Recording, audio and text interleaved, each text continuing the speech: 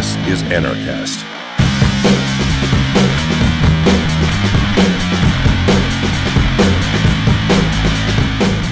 Hey freedom fighters, welcome to another edition of Anarchast, your home for anarchy on the internet. I have coming in from the Great White North, from Toronto, Julia Tourianski.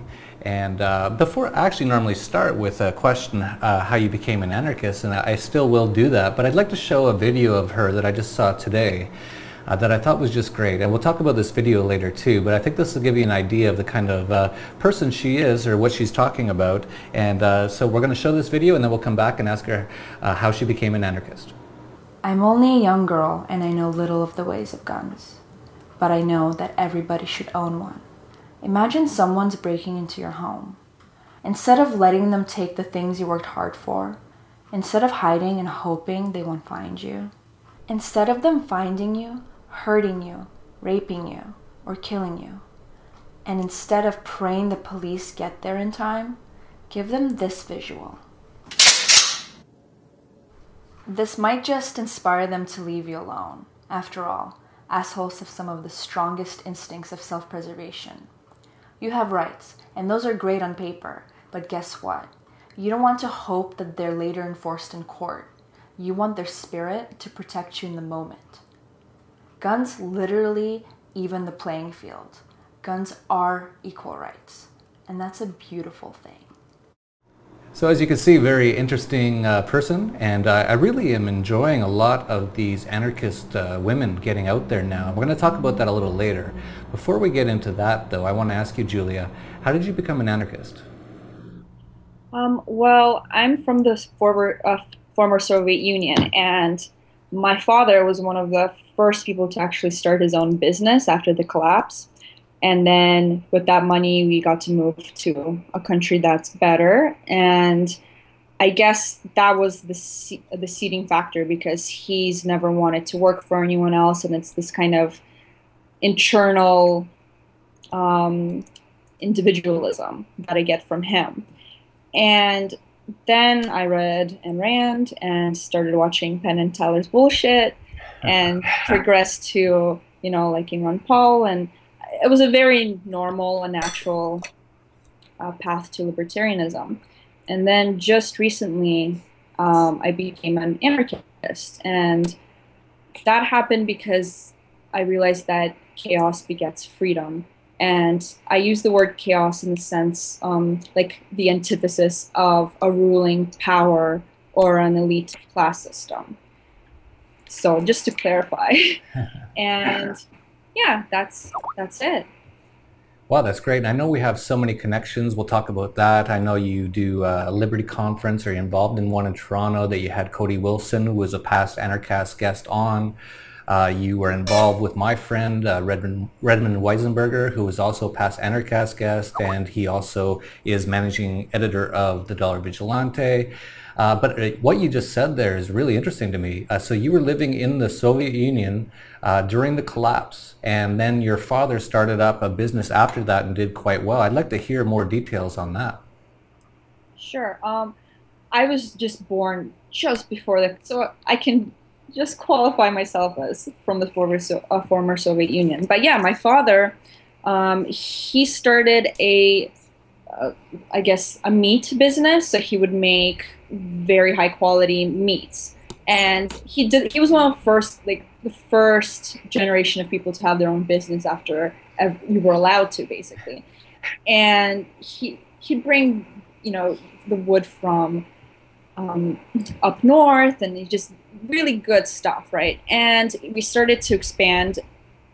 And when you expand in Russia and your business is going well, you get a thing called krysha, which is roof, which is basically mafia. So the mafia goes to you and says, we're going to protect you from those other gangsters, so give us half your profits or not, or else. And if you don't, then they'll take it from you anyways. So my father saw this on the horizon and said no. And we were also one of the first people to immigrate overseas, and luckily we didn't get screwed over by all the agencies that were scamming people that popped up at the time. You know, a lot of our friends did, and they had to wait years to gather their information and money again because it was stolen from them. But we were lucky. We got an agency that helped us out, and we got out of there as soon as we could. What year was that? So we came in 97. Okay, so about 5 years after, 6 years after the collapse. So I guess you must have been born late 80s, early 90s? 89. Okay.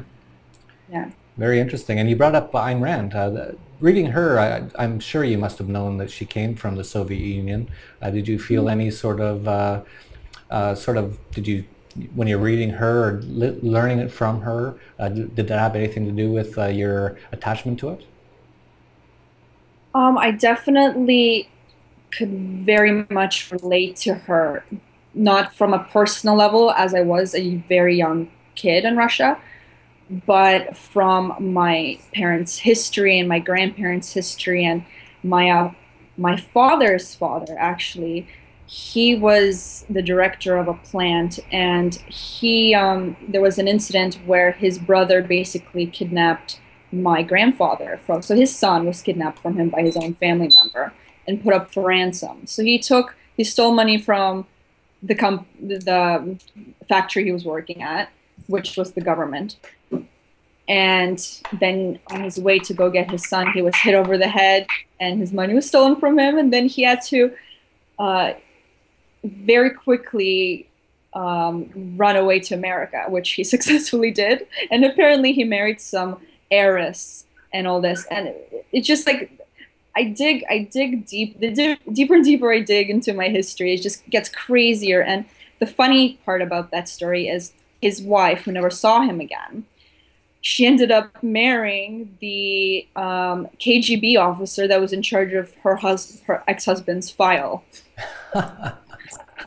So just from little historical, like my little family tidbits and history that I have, I get where Ayn Rand is coming from completely, and I understand in the sense that if it wasn't her who came up with the ideas that she did, I don't know who else would have, because you had to have left a country that bad for those ideas to manifest themselves.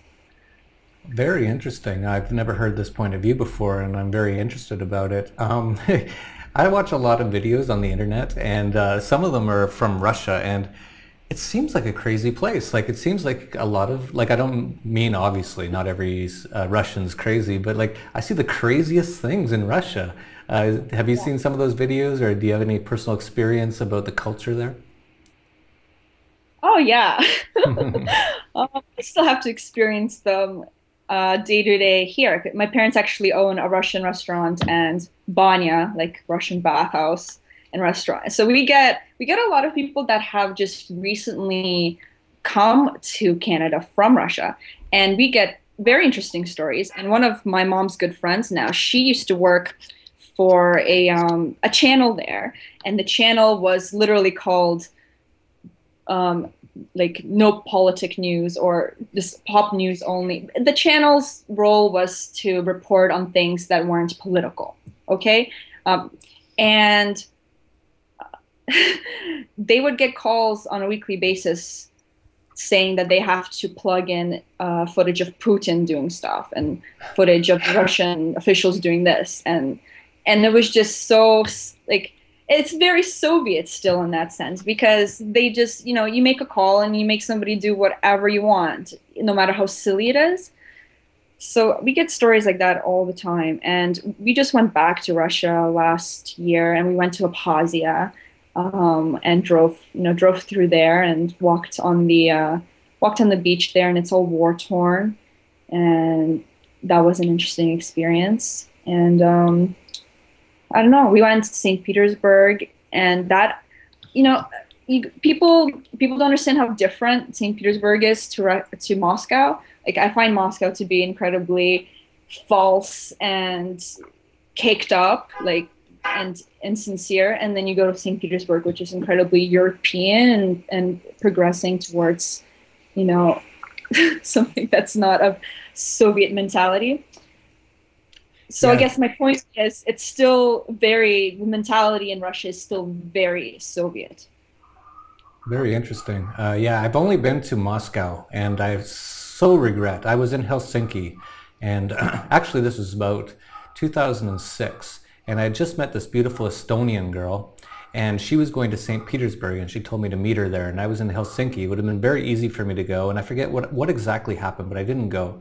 And I actually agree with you. I'm not a big fan of Moscow. I've got actually some friends who live there now, and they live there because there is opportunities, especially if you do government sort of oil deals and things like that.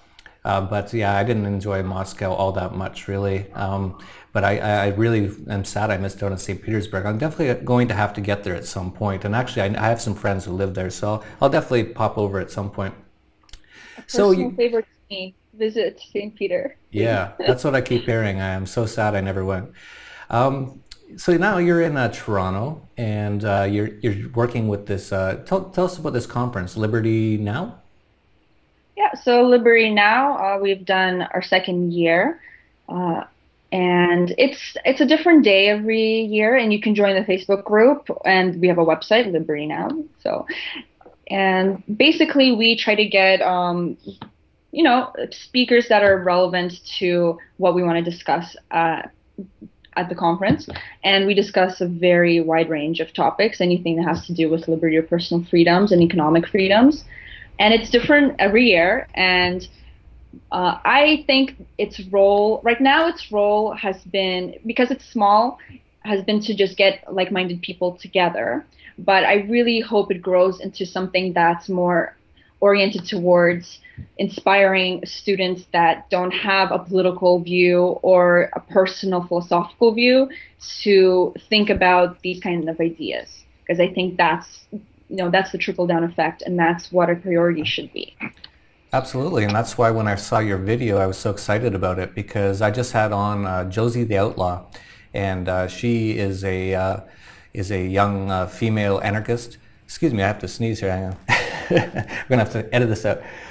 Oh, now it's gone. Okay, we don't have to edit it out. Okay, so Josie the Outlaw was she just started doing videos like about 2 weeks ago, and excellent videos, by the way. And we'll put some links down below to her videos and to our Anarchast interview.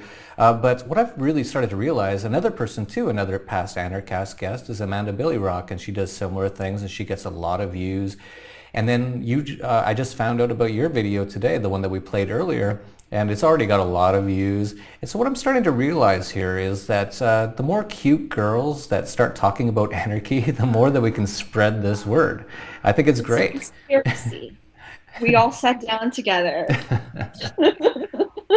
But yeah, it helps, I think. You know, I actually have this idea on it, and tell me what you think about this, but I've been thinking a lot about it, and I was wondering why there wasn't a lot of anarchist females getting involved. I actually know one of the longest time anarchist females in the community today, Wendy McElroy, a past Anarchast guest, who I work with at the Dollar Vigilante as well, and she's been doing this for 30 or 40 years. But she was one of the only ones, and Ayn Rand was, again, she wasn't necessarily an anarchist, but she was very close. She was spreading new ideas. But there hasn't been a lot of females in this area for a long period of time, but all of a sudden they're starting to sprout up.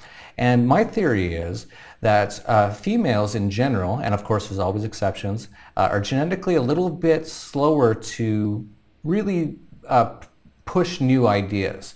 And I think the reason for that is for a million years of human history, I believe that it was mostly the men who were out hunting and gathering and protecting, and it was mostly the women that were taking care of the kids.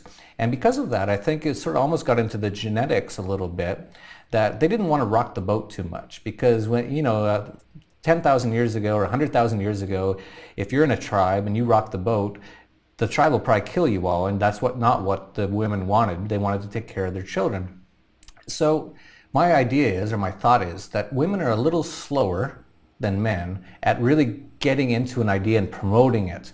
But now that they've seen that other people are getting out there, people like yourself, people like Amanda Billy Rock, people like Josie the Outlaw, and of course people like Wendy McElroy, that they feel a little bit more like they can go out there and say these things. What do you think about all those thoughts? It just boils down to the basic fact that women are more social creatures, And your point about having to put up with being in a community all day as opposed to the men get to go out and hunt, that ties into it because women have to put up with other women all day. You don't want to rock the boat, like you said. But yeah, I think women are more social creatures. They're more socially conscious creatures. Naturally, we're more caretaking, caregiving, and that's not a bad thing in any sense. And I think it's a pity if people think that that's a disadvantage or a bad thing. But that is the reason, I think. And it's changing. And ladies, let's feed off each other's energy and keep going with it. Oh, absolutely. And that's why I brought it all up because let me ask you, like, what was that your first video? And if it was, what made you decide to go ahead and make that video? Because I think that was a great video. I have one video that I made. I actually started with almost a full feature film that I'm still editing, but that's taking a long time because it's going to be long. And then I decided to do something shorter to just get my channel out there. My channel is Brave the World, by the way. So Rape the World? Yeah, Brave the World. So oh, Brave the World. I thought you said Rape the World. I was like, not sure where you're going with that brand. No. It's a play on words for Brave New World, but it's Brave the Okay. World in the sense go and brave the world. Does that make sense? Oh yeah, totally. No, I thought you said Rape the World. That would be totally different sort of a theme. No. No, that's great. So, but was there anything, did you just feel like you had to get out there, or did anyone give you some inspiration? Maybe Ayn Yeah. Rand? Well, as I said, that the movie I'm working on right now, that just spilled out of me one night. I just literally sat down and wrote the whole entire dialogue for it. In one And night? then in one night, probably in 1 hour. 1 hour? A whole movie? Probably, yeah, yeah. Well, it's evolved since then, but the basic, yeah, Oh, the basic. Okay. the basic several pages. Um, but after that, I made a video called um, Seekers of Truth, Speakers of Truth, which is just clips of my favorite libertarians and anarchists, activists, and it's progressional and tells a little bit of a story about what's going on in the world today. And then after that, I put up this, and I knew that this would be the most successful because it's short, it's concise, and I guess a little bit more blunt, right? So yeah, and what inspired me was, I guess after going to Liberty Now, which was months ago, I enjoy the dialogue and I enjoy listening to the dialogue and meeting the speakers, but I felt like I wanted to do something, just something original that comes completely from myself. And yeah. Oh, that's great. No, I think more people should be doing more things like that. And actually, I've been talking to my wife. She's quite a beautiful Mexican woman. And I've been trying to get her to start sort of like an anarchist Espanol in Spanish. And, I think the more that we can get some more pretty girls to do these things, the better, because, everyone likes to look at beautiful women. It's just like a human nature. Even women like to look at beautiful women. And us guys, like me and Stefan Molyneux, and like we're kind of boring and, we're not that pretty. Oh my God. Yeah. No, well, thank you for the compliment. And I guess going back to the gun video specifically, what I guess it's not really inspiration, but it's why it manifested itself too was obviously there's a lot of gun debate in America right now, and after Sandy Hook and after, everything that's been going on for the past several years. And I just felt that the political gun debate is over and completely over. And, you can buy a gun, you can steal a gun, you can make a gun, you can print a gun. It's over.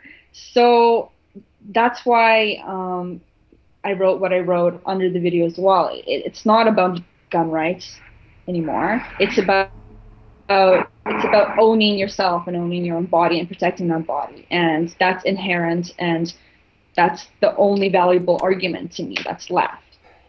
And I think people need to really get that, because it's nice to talk about statistics and crime and accessibility and registration, but at the end of the day, there's only one point to be made in my view. So I wanted to make it.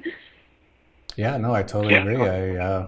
What's your thoughts? You live in Toronto, Canada, and I grew up in You didn't grow up there, but I grew up in Canada, and quite different gun ideas and culture and laws there in Canada. What's your thoughts on being someone who believes in the right to defend yourself with a gun, living in Canada?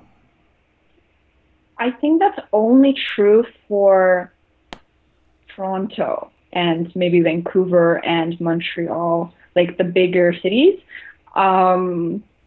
Because as soon as you drive, an hour north, south, east, west, you meet people that are very American.